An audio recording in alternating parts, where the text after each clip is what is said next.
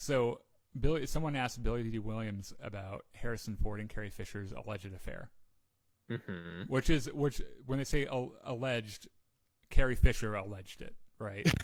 Yeah. So like it was real. So you want to know what his answer was? What was? This is Billy Dee Williams. As far as I'm concerned, I mean, I don't really care what people, if they're fucking or if they're. I don't know what this word is because they bleeped it out, but it starts with an S and ends in ing. Okay. So I don't know. Anyway, the point, like the gist of it was, I don't care that people fuck, and that's their business. And I think that they were kind of they were expecting him to be a little bit more judgmental, like, or maybe knowledgeable about it. And the other thing, this also comes with some news. So the story of their affair came out in Carrie Fisher's tell-all book, The Princess Diarist, right? Yeah. And she said in an interview that she had already told Harrison that she was putting it in her book.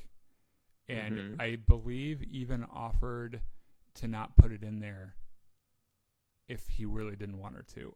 However, it was Carrie Fisher, so she might have said, I'm putting it in there regardless. Like, you know. And it turns out that Harrison's wife already knew. Like it was a thing that like the three of them knew about for decades already. Yeah. So I mean, I think it was really just kind of a random fling back when, you know, they were shooting the movies. Well, my understanding of that whole situation was that their affair happened during filming for A New Hope, and that they had broken up shortly thereafter. So I don't know that Billy Dee Williams would even have any firsthand information about it. See, I was under the impression that it kind of might have lasted the entire trilogy. I do know that there was Mark Hamill's very candid about the fact that they spent a lot of time with each other, and that at one point because they were pretty much kids. Like they made out in one of their trailers, and he really thought that they might hook up, and then they just both started like giggling, like they couldn't stop laughing, and they just they decided it would be really weird, and so they didn't do it, you know.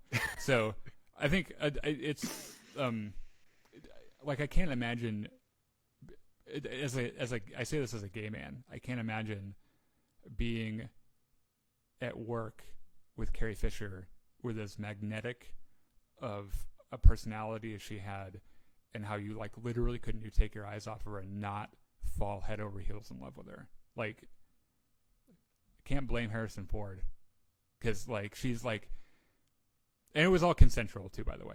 That's not the kind of blame I'm talking about. They're both consenting adults, you know, and his wife knows about it. None of our fucking business. But what I'm saying is that as a gay man working on the set of Star Wars with Carrie Fisher, I would probably be in love with her as well. So I kind of get it. The sort of skeevy thing about that whole situation was that Carrie Fisher was barely 20 at the time of A New Hope, whereas Harrison Ford was early to mid 30s, I think. Yeah, I don't know. I've heard of weirder things. So speaking of The Princess Diaries, though, while we're on the subject, another thing I was reading about that was really kind of creepy. Carrie Fisher died, of course, before Last Jedi premiered, and she had already written her book, and I think it had already been they were ready to publish it. I think. Yeah. At that point in time, when she died, they didn't know who was going to direct what would end up being The Rise of Skywalker. They certainly had not asked J.J. Abrams to do it. He didn't even know he was going to be asked to do it. I'm confused about the timeline, because I thought at one point they had Colin Trevorrow lined up to do it. Well, that was Last Jedi, right? Was it? I can't remember. It might have been. It might have been him for the third one. You're right. Anyway, the point is that J.J. Abrams was not a part of the project yet, and she wrote this kind of cryptic thing at the end of her book where she thanks J.J. Abrams, and she's like, "Thanks for putting up with me twice." Huh. And that's spooky. Yeah, it was spooked the fuck out of J.J. Abrams, because he's kind of he's kind of a superstitious guy. I believe that he is, and there's been like they made such a humbug about like after she died how they were going to tell Leia's story without Carrie Fisher, and it to him felt like she knew, and she was like apologizing ahead of time for pretty much making the film so difficult to bring to life. Yeah. And now in reality, because we're both skeptics, right? And I'm not a superstitious person at all. She either miswrote it or she was referring to like an inside joke, because she's a very humorous woman. Everything was like, she found humor in everything. So it could have been something like that. Or she just could have been, I mean, and I say this with all the love in my heart. I say it because I know Carrie Fisher was a warrior for mental health issues, and her struggle with drug addiction, it didn't make her a bad person. It made her her someone who got really famous and really rich when she was still really young and immature. Yeah, it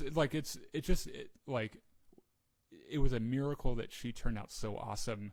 And that, anyway, at that point in her life when she was writing this book, she'd already kind of rediscovered, like, her drug problem.